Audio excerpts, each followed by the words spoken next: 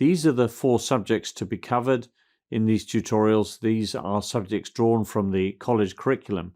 We'll be looking at pituitary gland and adrenal gland physiology, the endocrine function of the pancreas, insulin, glucagon, etc., and disease related to insulin, which of course is fundamentally diabetes.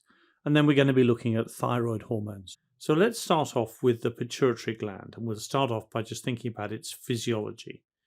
First of all, its functional anatomy. So the pituitary gland is situated in the pituitary fossa, that's shown here, which is right in the center of the brain. It's in the sphenoid bone in the middle cranial fossa.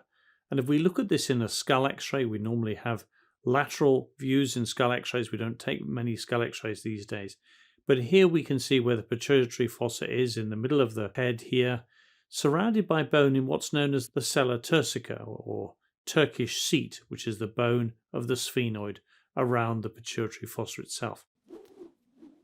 Having talked about the physiology of the anterior pituitary and of the posterior pituitary, let's have a look at some of the ways in which those systems can go wrong. So starting off with tumours within the pituitary. So here's a CT scan showing a large tumour within the sella turcica, the pituitary fossa. Now it turns out the pituitary adenomas are really quite common. About 1 in 6 of the population will develop one at some time, although most of those will never be discovered, and most of those were benign and won't cause any problem during their lifetime. But about 1 in 1,000 of the population ultimately need to have surgery for a pituitary adenoma because it's starting to give problems. Moving on to adrenal physiology.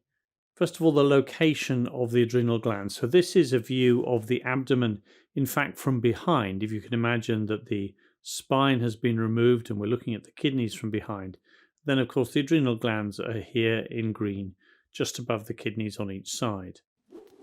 Now, Addisons disease, rather than Addisons syndrome, is a specific disease of the adrenal. So if we imagine that the adrenals have been damaged significantly by some cause, now the commonest reason is autoimmune disease. There's a number of causes that can damage the adrenal. Then the adrenals are not able to produce much cortisol. You actually have to lose a lot of adrenal, about 90%, until you get to the point where it can't produce much cortisol. If the adrenal can't produce much cortisol, then you have no inhibition from the cortisol back on the hypothalamus. So that means that you get a rise in corticotropic releasing hormone, and in turn you get that effect on the pituitary and causes an increase in ACTH.